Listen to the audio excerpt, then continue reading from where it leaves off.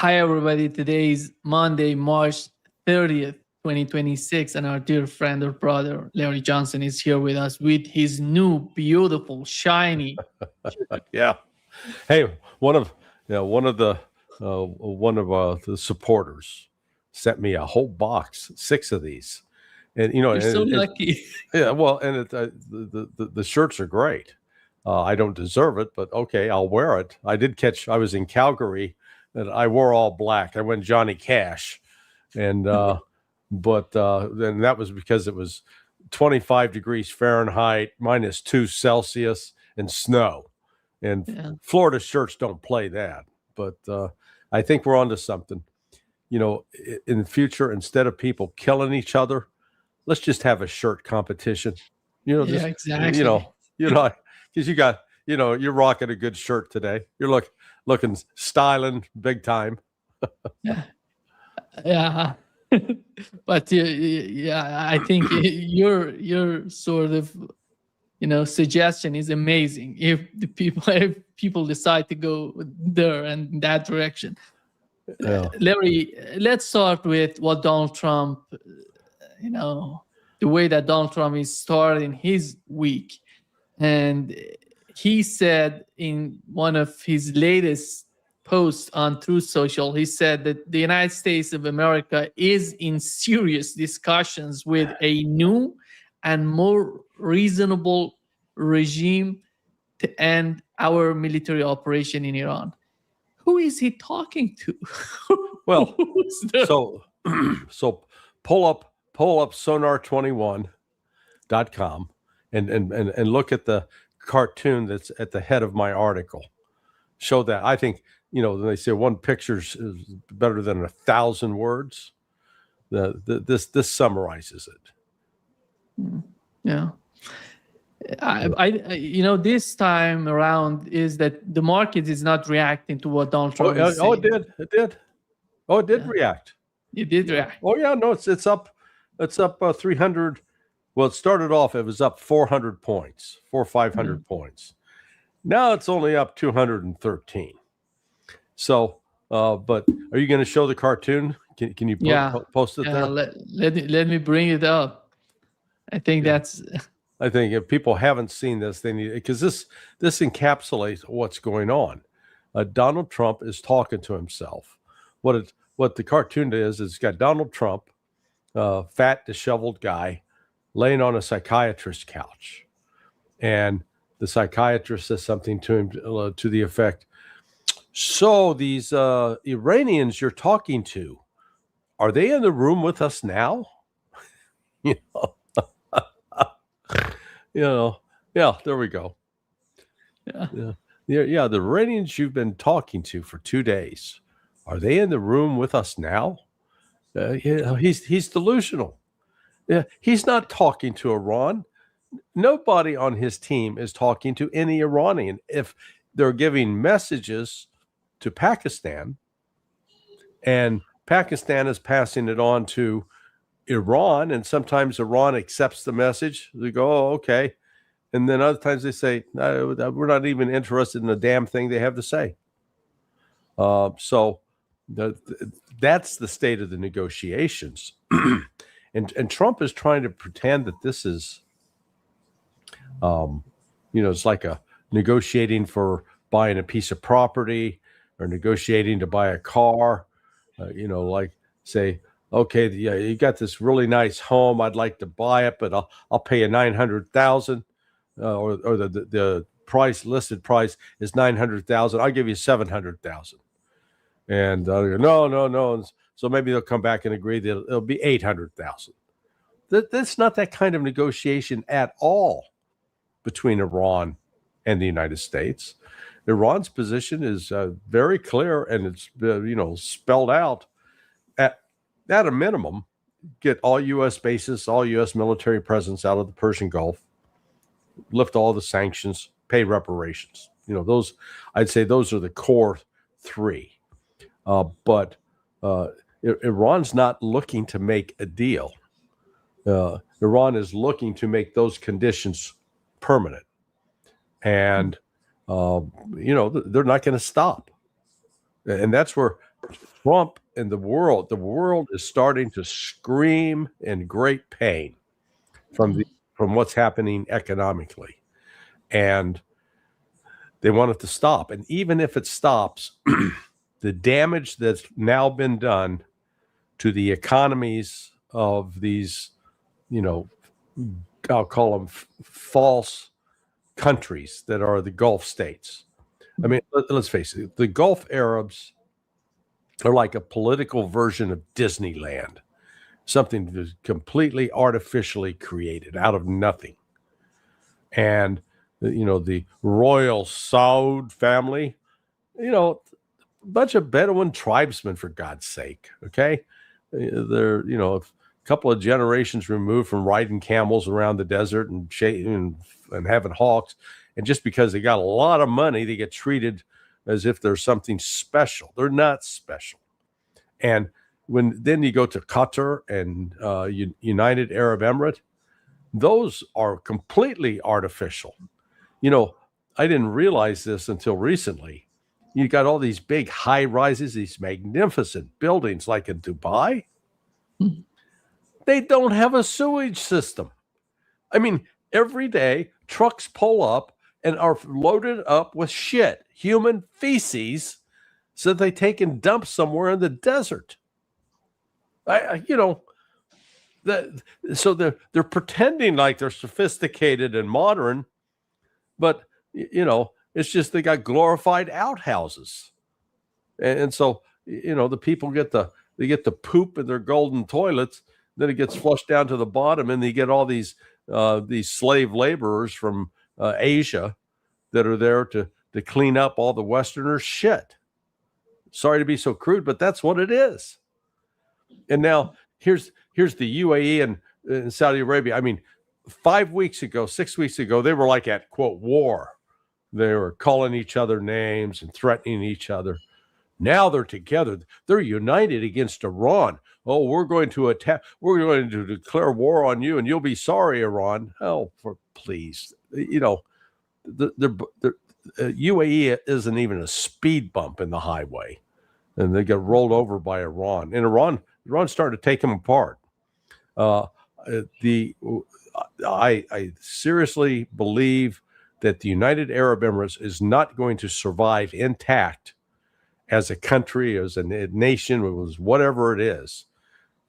It no longer has an economic foundation right now.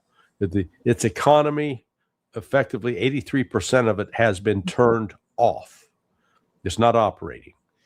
Oil exports 25%. That's not going out.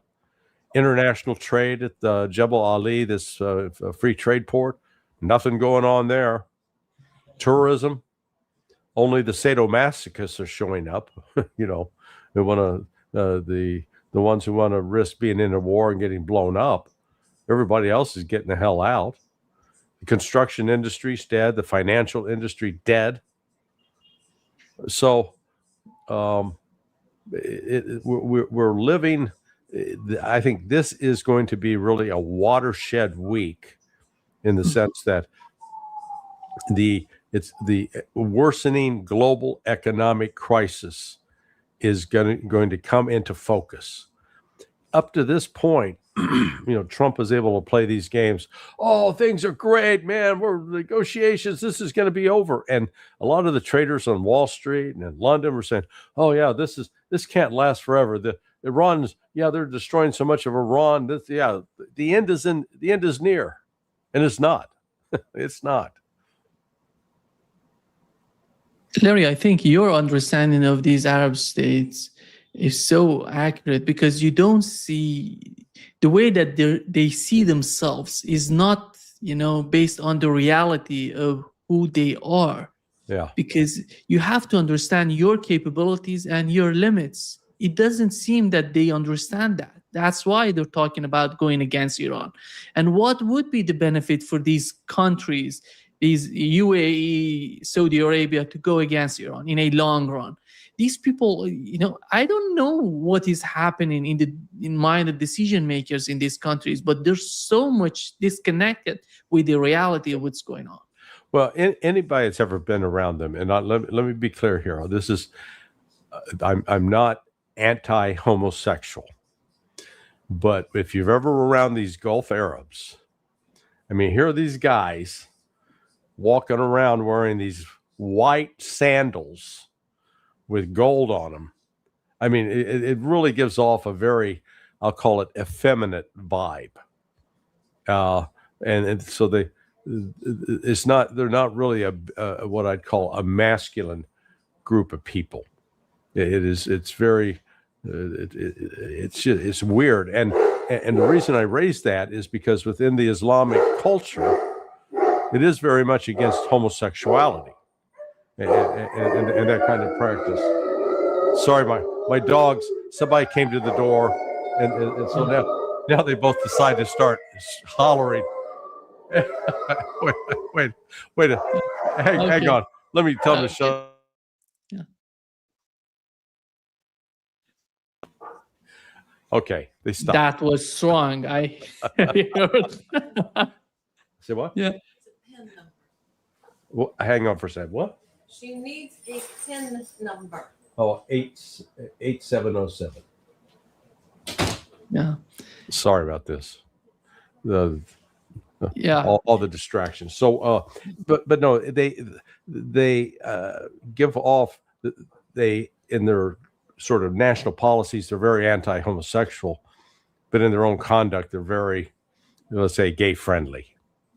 And you also see this distraction between, or the difference between, they claim to have this strictly religious society, and man, when they get to London, they're chasing whores and they're drinking alcohol, and it's party all the time. And that's actually what happened in Dubai. That Iran has said jokingly that, hey, we've gotten, as a result of the war, we've gotten rid of all the prostitutes. So. Not right. Yeah. Hey.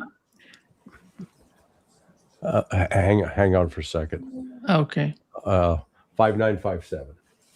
Sorry. Yeah. Larry, the other point that Donald Trump was mentioning in this post today is the case of the Strait of Hormuz. He said that if they don't open it up immediately, we're going to hit all these, electric generating plants on oil wells, oil facilities, together with Clark Island. We're going to go after that as well. But here is what was the response from the Iranians. And they have responded positively, and they're saying they're opening up the Strait of Hormuz. Iran responded positively to Trump's threat and reopened the Strait of Hormuz only for 2 Chinese tankers. So, well, look, let's recognize the lack of logic and consistency on the part of Donald Trump. I mean, he really is all over the board. Call him two-faced. We can call him Janus, the Roman god that had 2 faces looking in opposite directions. That's Donald Trump. Because 3 weeks ago, they lifted all the sanctions on Iran, right? And so that why? Well, we needed to get more oil out there. We didn't want to have any sanctions that were preventing oil from getting onto the international market.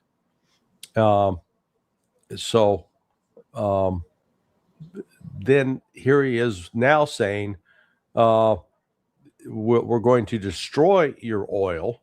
So that, remember that oil 3 weeks ago you said was unsanctioned and you could deliver? Now we're going to destroy it and we're going to remove that from the market. So you're doing that at the very time when in the last 2 days, the price of oil has gone up. Both Brent and West Texas Intermediate, the futures, they've gone up $2, $3, $4. So it's one's up to like $115, I think, and the other's up to $102.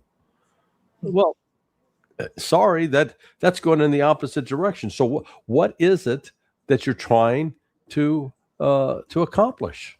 Yeah. I mean, seriously, it is.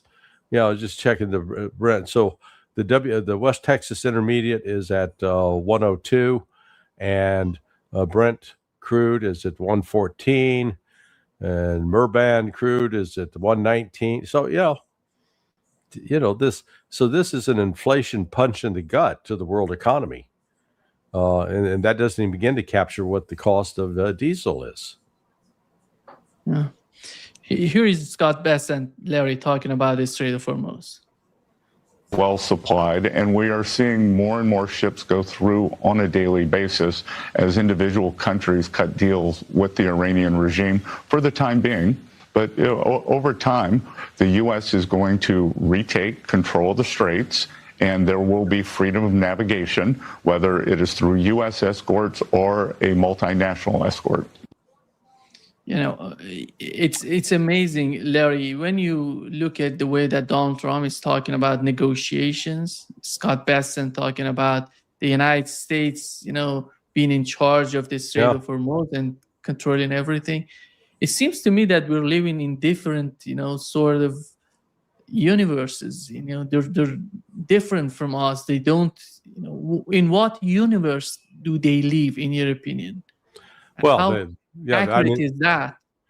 You put, that's the right expression. They live in an alternate universe, and it's not reality. The United States already tried to do freedom of navigation in the Red Sea, open that up. How did that turn out? United States failed. They got beat by the Houthis. Well, Iran is much more formidable, much more powerful, and has many more options in its arsenal of weapons and ways to pressure states in the Gulf and to control traffic through the Strait of Hormuz than the Houthis ever did. So the United States failed to open the Red Sea, and here's the Houthis now are threatening to shut it down again as well. So you got two critical waterways, and I guess the last one sort of globally would be the Malaccan Straits, which is over in Asia. So this is really disrupting the global supply chains across the board.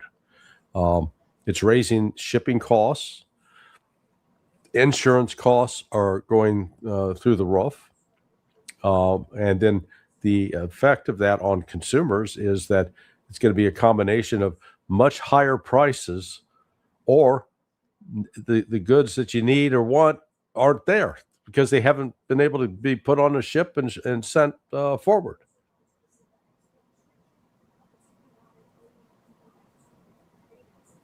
I think you muted. New York Times, Larry, reported that more than 50,000 soldiers so far the United States sent to the Middle East to fight. And how, let's assume Donald Trump finally goes with the decision of invading these islands. 50,000 soldiers, how is that going to play out for Donald Trump? And how is that going to gain something for Donald Trump? Because, we have to see the capabilities of these people, these forces in that island or in some islands in the Persian Gulf, and the outcome politically and militarily for Donald Trump. Yeah, this opens a whole can of worms in terms of exposing the fact that the United States doesn't even have a plan, doesn't even have a clear objective. Let me take you back, well before you were born, to World War II. The Pacific War had started after the Japanese attacked on December 7th, 1941. And by middle of 42, the United States had put together a group of Marines that were sent to Guadalcanal to take control of that island. Why? What was the objective? The objective was to get control of that airfield, to stop the Japanese from being, because if the Japanese had control of that airfield, they'd be able to then control a lot of the maritime traffic that would be vulnerable to attack. So that it was the clear military objective in the part of the United States. Seize that island, get control of the airfield, and then you're able to patrol and limit the movement of the Japanese fleet in that area. You don't have that kind of objective here. Say, well, okay, what's the objective? Well, open the Strait of Hormuz, except they're talking about attacking Karg Island. Well, Karg Island is well north of the Strait of Hormuz. And so if you're going to attack Karg, then you have to ask the second question: how are you going to get your troops there? If the Marines are going to be used, that means they'll have to sail through the Strait of Hormuz. And if they try that, they'll be sunk. So those Marines will never, those ships carrying the Marines will never make it to Karg Island. So I guess the other option is to fly them into, fly 5,000 Marines in to Saudi Arabia or Kuwait, and then put them on amphibious boats and have them try to go across the Persian Gulf and to land, except then they're going to be vulnerable to attack by drones and missiles from Iran. So the third option is, well, you drop them in via parachute, except that's not the Marines. That's the 82nd Airborne. So and once you seize the island, then what? Well, they're not going to have enough troops to actually fully take control of the island, because there's several thousand Iranian citizens there, and they're going to be fighting back. And then once they get into a fight with the civilians and start killing civilians, that's going to create further international problems for the United States. And the whole question of resupply. How do you resupply? Because any resupply via air is going to be dicey. They'll be facing the risk of being shot down.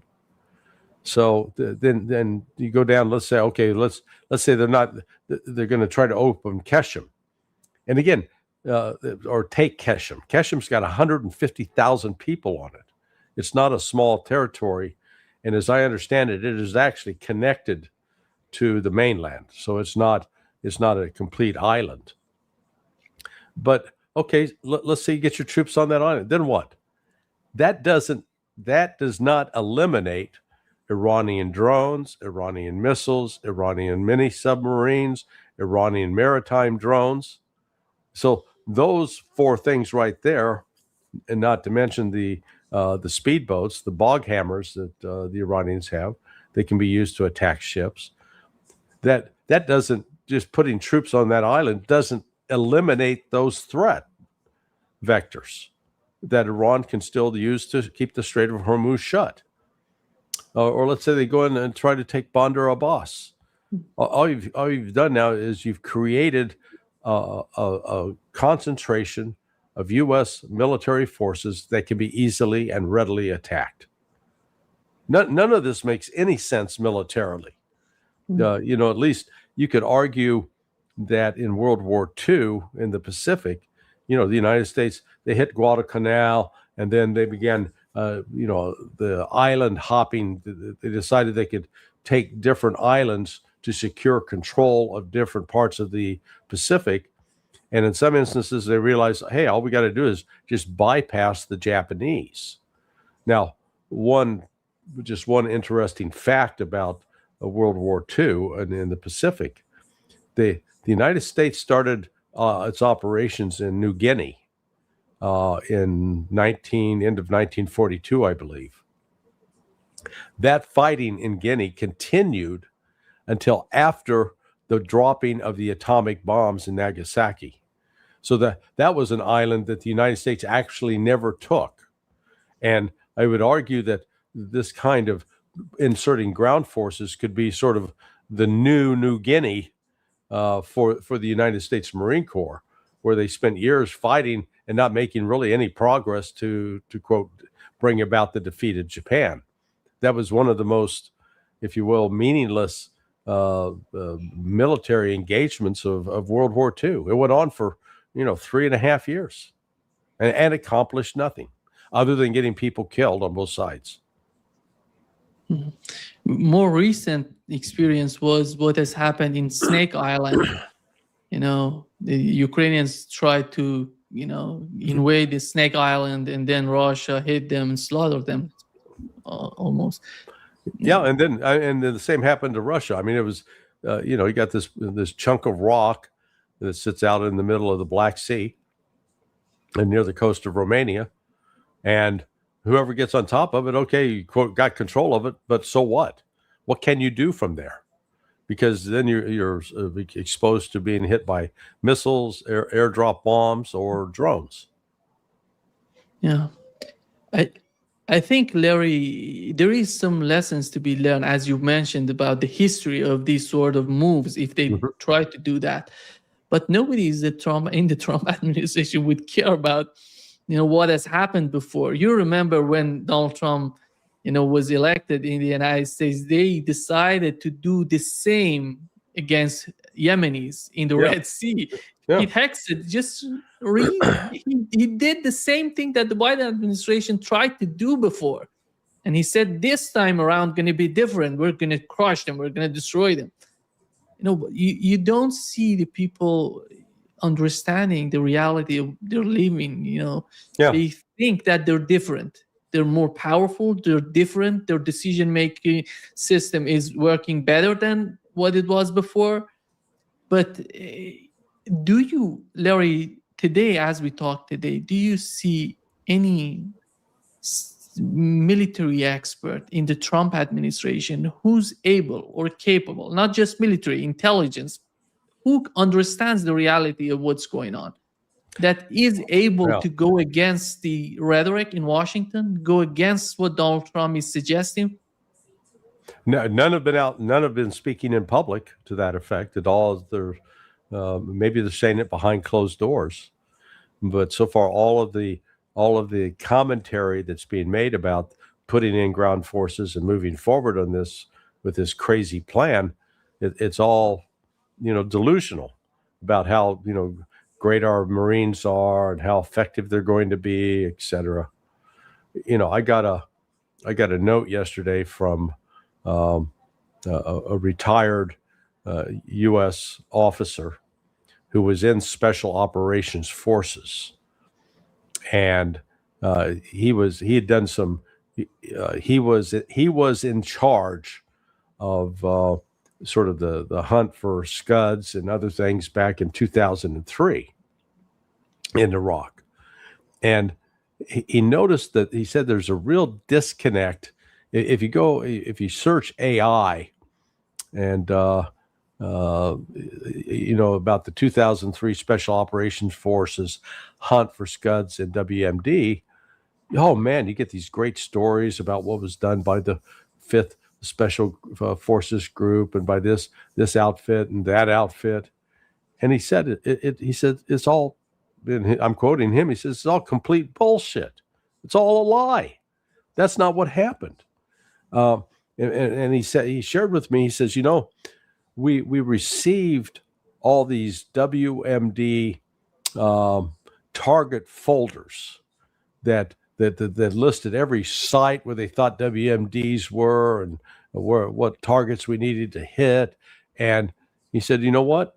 Every one of those targets, and he said there were, dozens of, hundreds, quoting him, hundreds of target folders that were prepared by the U.S. Central Command, Defense Intelligence Agency, and the CIA. And he said, not one operational Scud was found from those target folders. Not one. And that's the point, that a lot of times the U.S. military claims that it's acting on the best of intelligence, and it's not the best of intelligence. It's wrong, completely wrong. And so they think, oh yeah, all we got to do is attack Karg Island, and that'll shut off Iran's oil, and Iran will collapse. Or all we got to do is take Keshem Island, and that'll open up the strait. No, just they're acting on bad intelligence. The war, Larry, is because of Israel, because Israel wants. And why? Because so far what we've learned from the IDF, they're not going to be, if the invasion happens, they're not going to be part of the operation. So is there anybody asking Donald Trump if the whole operation is because of Israel, the security of Israel? So why are,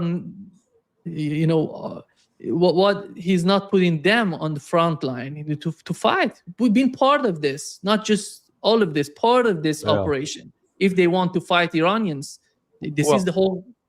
But I mean, look, the reality, Israel can't fight Iran with what? I mean, all it can do is launch these aerial attacks and with bombs and missiles. The real reality is that Israel is suffering tremendous losses right now at the hands of Hezbollah. When the history of this war is written, particularly with respect to the defeat of Israel, because that's what we're going to be looking at, a decisive defeat of Israel.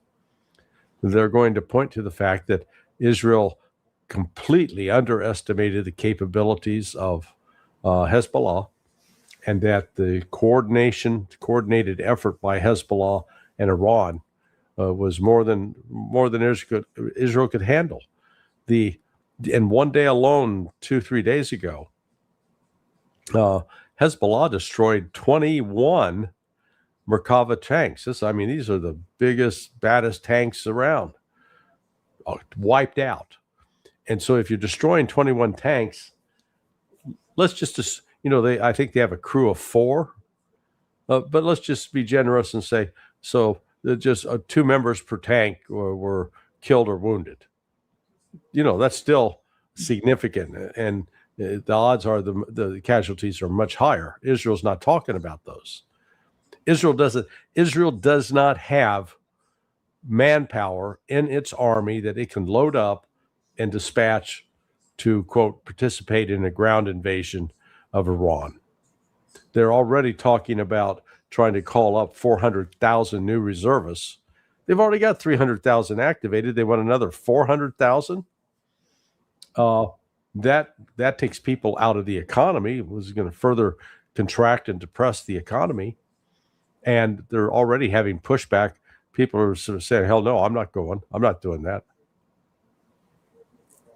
Yeah.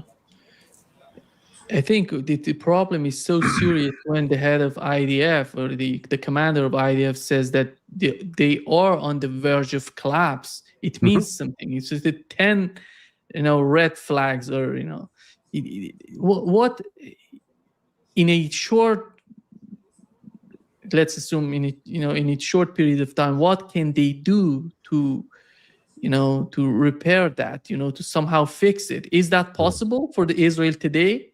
Because they're fighting, as we talk today, Larry, let's assume, are they fighting, sending some fighter jets over Iran to hit targets? Oh, yes. But nothing more than that they're doing. Yeah. It looks like the scapegoating process has started in Israel. So they're blaming the head of Mossad, a guy named David Barnea, and blaming him that this is all his fault. He told us this is going to be a piece of cake. He told us that the Iranian government was fragile, that it could be easily replaced. And now we're caught. Just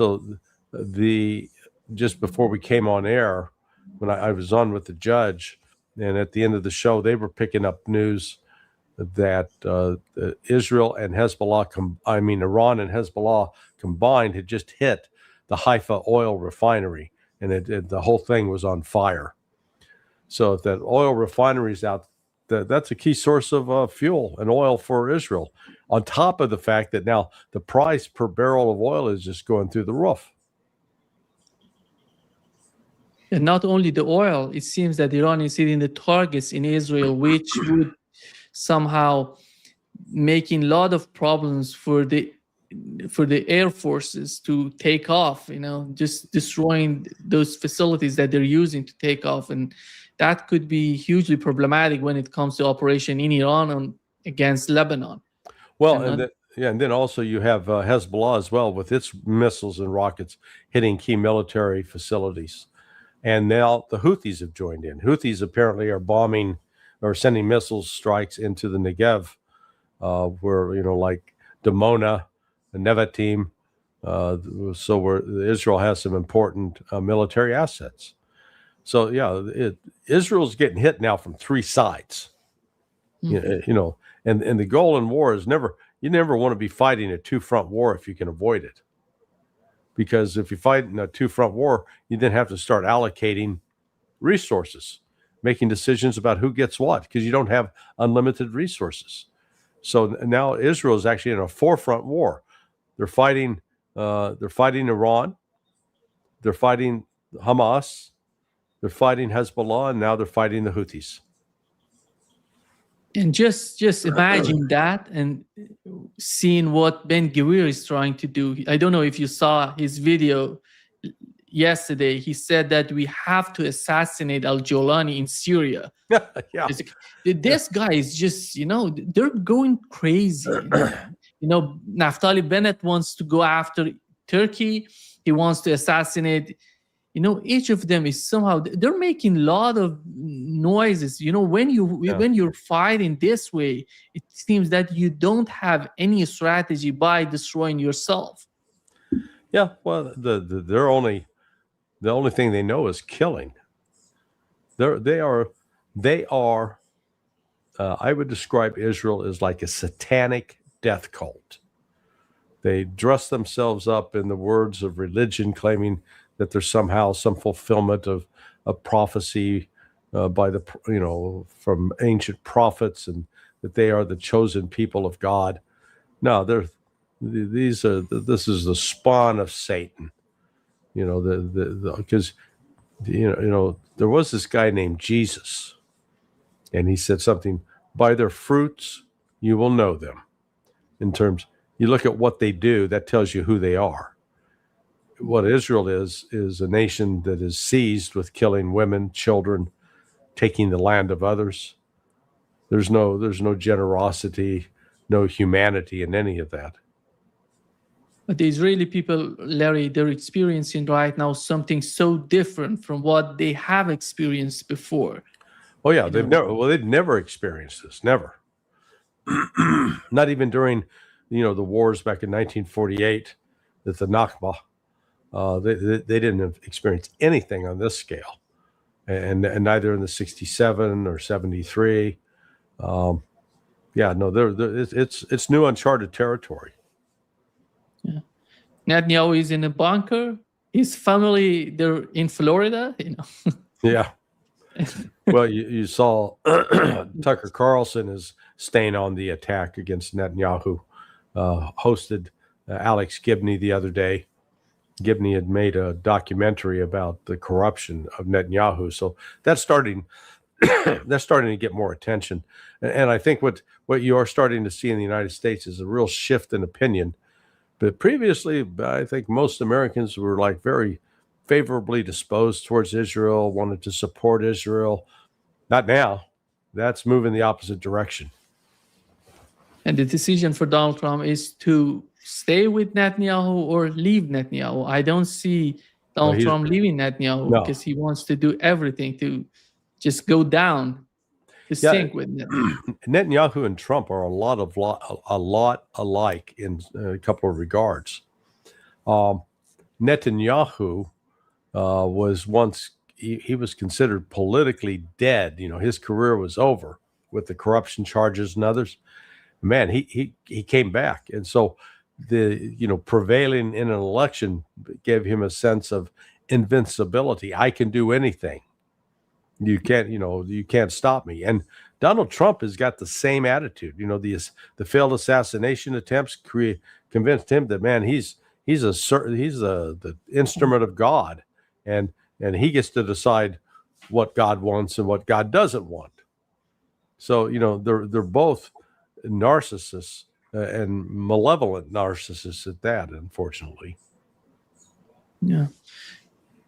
Larry, the other part of the war, as you mentioned, comes to what Houthis or Yemenis and Ansarullah is trying to do. Because right now they're talking about, we have the Strait of Hormuz and the conditions that everybody knows what is going on there. Mm-hmm. And if Yemen decides to close the strait, the Bab al-Mandab in the Red Sea, I don't know the combination of the two. How is that going to influence the global economy? Are they going to do that, in your opinion, anytime soon? I doubt it actually, because for right now, my understanding is the Red Sea is effectively closed to commercial shipping. Going back to when the Houthis first started in December of 2023 to shut down traffic, especially going to Israel. There has been, so right now it's not open to any ship that's Israeli owned, U.S. owned, or going to Israel. As a result of that and some of the attacks that they have carried out, insurance companies basically stopped insuring ships, said, if you're going to sail through that, you're going to do it on your own. We're not going to back you. So instead, the ships are now taking the longer trip around Africa. So that's why I say the Houthis, it's already sort of closed in a de facto manner. So they haven't made it official, but it is, for all practical purposes, closed. The only thing coming out of it right now would be Saudi oil that's being shipped across, piped across the country from the Persian Gulf to the Red Sea. But that's a limited volume. But if the Houthis decide to start attacking that, and they may very well, then that would further disrupt the world oil supply. Yeah. It seems that, Larry, that Donald Trump, if they decide to invade Iran, it's going to be not only from the Persian Gulf. It's going to be, they're talking about the Baluchistan, and they're talking about the Kurdistan, and all coming together. And we see something, I think, since the end of the Iran-Iraq war, something shaping between Iranians and Iraqi people that we haven't seen that before. The whole concept of having a war for 8 years is making hatred, making enemy. But it seems that all those animosity passed away, and the way that they're right now feeling about themselves, Iraqis about Iranians, Iranians about Iraqis, show some sort of strength. And even with the Kurdish groups in Iraqi Kurdistan, they're not going to be come in putting pressure, because they have these Iraqis going against them. They don't need even Iranians to fight them. This is something new to me. Well, yeah. Again, this is an area that the average American just has no knowledge of, unfortunately. When the United States invaded Iraq and dethroned Saddam Hussein, a Ba'athist, a Sunni, but he wasn't a religious guy.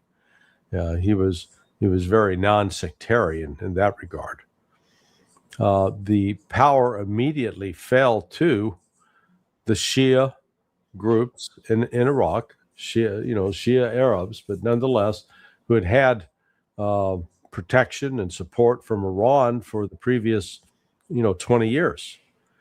And then all of a sudden, the United States started trying to, they worked with the Dawa, and I forget the name of the other group, but opposing them was the Shia cleric Muqtada al-Sadr, and aka Muki. Yeah. His name is Muqtada Sadr. Yeah. Muqtada Sadr. Okay. Yeah. And he fought against U.S. troops. And again, the presence of U.S. troops in Iraq was illegal. It was a violation of international law, but we justified it. But that was where I think, if you will, the healing that had of the damage, that the wounds that had been inflicted as a result of the war in the 1980s. Again, a war inspired by, supported by, encouraged by, funded by the United States. That those wounds started to heal, and cooperation between Iran and the Shia Arabs started expanding and increasing. And so now Iraq is in the position of forcing out these American invaders after 23 years, almost a quarter of a century. The United States should never have been there in the first place, and now they're being forced out. So yeah, I think this is The alliance between Iran and Iraq is strong, and I could see Iran backing Iraq. Hey, go ahead and take over Kuwait, because again, Kuwait is another artificial creation. I think in a short run, we would see some sort of turmoil in Kuwait, basically, and Bahrain, Larry. Because well, you're already seeing it in Bahrain, right? Yeah. And Kuwait is so much, because the escalation is getting to Kuwait. Yesterday we had the United States together with the Israelis attacking not only steel factories but also water facilities in the in the state in a province called Khuzestan, in which I know this province, and the city called Hafkel. In that city, they hit a water facility, and it had nothing to do, Larry, with anything militarily. The nuclear program, nothing, just to bring suffering to the people. Then Iran hit back at desalination plant in Kuwait. This is the new phase of the escalation, which is so, people need to understand. I think it is so devastating if that escalates, because the whole region is basically dependent on these desalination plants. So Iran can survive without desalination plants. Iran is 2% dependent on them. Right. It's nothing, almost nothing. But Kuwait can't, Saudi Arabia can't, Bahrain can't, Qatar can't. So this is, and Iran, had warned the West and Israel, if you attack these sites in our country, we will come back and attack them in the others. It's going to be tit for tat. It will be eye for an eye, tooth for a tooth.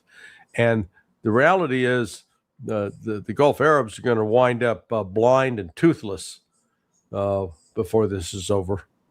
And that's what I say. Now taking out the water, you're going to create a humanitarian crisis, and people are going to have to start abandoning. They can't continue living there. Does it feel to you that Donald Trump is deliberately doing this because they want Iran to destroy these Arab states? No. The reason I say no is you're presupposing that Donald Trump has some sort of master plan that he's working from. He's just like a jazz musician riffing on notes. He wakes up, he says one thing one day, the exact opposite the next day.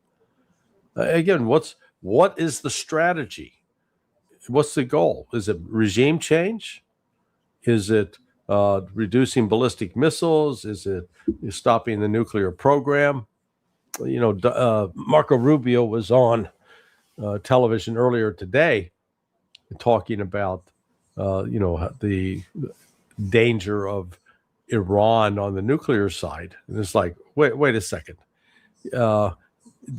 He was presenting Iran as if they were a rogue nation, except Iran, unlike Israel, is a signatory to the Non-Proliferation Treaty. There are now moves in the Iranian legislature to say, hell, we're going to withdraw from that. We're not going to continue to abide by that, and I don't blame them. But it's Iran, not Israel, that allows IAEA inspectors into its facilities. So it's just we're in an upside down world where Iran is constantly accused of terrorism and other acts which are actually carried out by the West, not by Iran. Yeah, as you mentioned, they're seriously talking about NPT, and many people are in favor of leaving or withdrawing from NPT. Right. Because after all, we have to understand that there has to be some sort of balance in the region. If Israel has nuclear weapons, nuclear bombs, who's going to deter that? Who's going to be... Right. These are huge, big issues right now in Iran. Everybody's talking about it. Decision makers are talking about it. I think finally, Larry, what we'll see is Iran leaving NPT because they don't see anything good coming out of NPT. Even, the head of IAEA suggesting somehow that the only way to destroy Iranian nuclear program is to, use nuclear bomb. This is so crazy, the way he's not even condemning the United States and Israel for their attack, for their aggression on Iran. Yeah, well, again, the West has grossly underestimated Iran, and it wants this cheap, easy takeover of Iran in order to take control of its resources. But we're seeing Iran has fought back very smartly with a plan, and by methodically taking out all of those radars, the ground-based radars, that left the United States in a position where it had to rely upon AWACS, the airborne radar system, and that the destruction of one of those planes the other day significantly limits what the United States and Israel can detect in terms of threats like someone firing a missile. Yeah. And not only that, they hit these refueling tankers as well, these airplanes in Saudi Arabia. And it seems they have good intelligence coming out of satellites. They're receiving good intelligence. And how do you see, Larry, the way that Russia and China helping or cooperating with Iranians so far? Yeah, they seem to be providing a lot of assistance. Now, I saw there's this Ukrainian or anti-Ukrainian site called Borzikman that puts out videos. It used to do videos almost exclusively on the Russian-Ukrainian war, but now has been dealing with the war in Iran. And he put out one yesterday claiming that the Chinese had not denounced the American attack on Iran. And I'm thinking, no, that's not true. They did it at the United Nations right after it happened. And then they're claiming that he claimed that Iran was preventing items being shipped out on Chinese vessels. Well, then we get this information. So it just goes, there's a lot of disinformation out there. You got to watch and just look at who's doing what. But I think what's clear is both China and Russia recognize they've got a vested interest in making sure that Iran survives and that the West is contained, because both Russia and China know that they're next on the chopping block if the West has its way. Zelensky went to Saudi Arabia and UAE. He's trying to help these two countries to defend themselves against Iranian drones. And what is he gonna provide to these countries that the United States has not provided so far? Provide? He's not going there to provide anything. He's going there to try to make some more money, and because he believes these guys got money that they can give to him. That's what's going on with this. You can't emphasize enough that these are not real countries in terms of look at the population of Saudi Arabia. Almost, it's listed as having 36 million people. Great, except like 14 million of that 36 million are not even, they're not immigrants. They're people that have come from like the Philippines and Indonesia and Malaysia, Vietnam, Cambodia, to work as slave laborers. And when they get in the country, they have their passports taken away. So they're not really a citizen of that country. So think about that. Over 40%, maybe closer to 50% of your population are not really patriots of that land and feel a investment in it. They're just there to get a paycheck. Those kinds of countries don't survive long. Larry, how do you see the way that Europe is trying to respond to Donald Trump's pressure on them? Because they said Donald Trump is saying that NATO without the United States is nothing, but he's asking them to come to the Strait of Hormuz, helping Donald Trump. But so far, one of the most important, in my opinion, stance on the part of the Europeans is the way that Spain is showing some sort of difference. It's a bold move on their part, the way that they're saying, no, we're not going to be part of it. It doesn't matter how, the United States is trying to put pressure, sanction, or put tariffs on us. Yeah, well, This is something new. Yeah, the Spaniards today, I think, just announced that they're denying U.S. use of their airspace. So no U.S. military aircraft that'll be involved with fighting in Iran, in and around Iran, is going to be allowed through Spanish airspace. So they're speaking out. Starmer, interestingly enough, he was pretty firm the other day, saying that Great Britain's not going to get involved with this war. So the U.S. is stuck.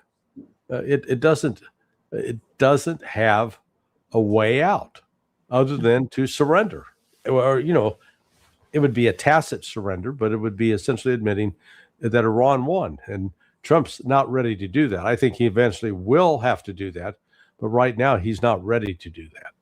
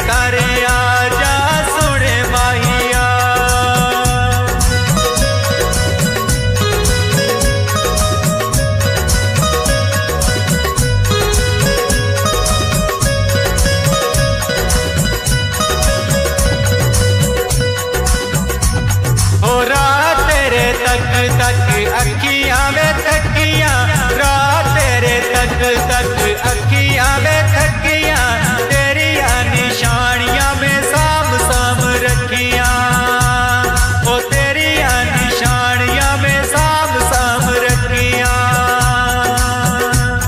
ओ कसम खुदा दी बहुओं की पसियां, कसम खुदा दी बहुओं की पसियां, तेरिया निशानियां में साम साम रखियां। ओ मार गए शबनम यो लमी डारी, वे छेती कर आजा सोने माहिया, मार गए शबनम यो लमी डारी, वे छेती कर आजा सोने माहिया। मैं हाँ तेरिया जुदाइयां दी मारी, वे छेती कर आजा सोने माहिया। मुक गई मेरे बाला दी लाली, वे छेती कर आजा सोने माहिया, ओ छेती कर आजा सोने माहिया, ओ छेती कर आजा।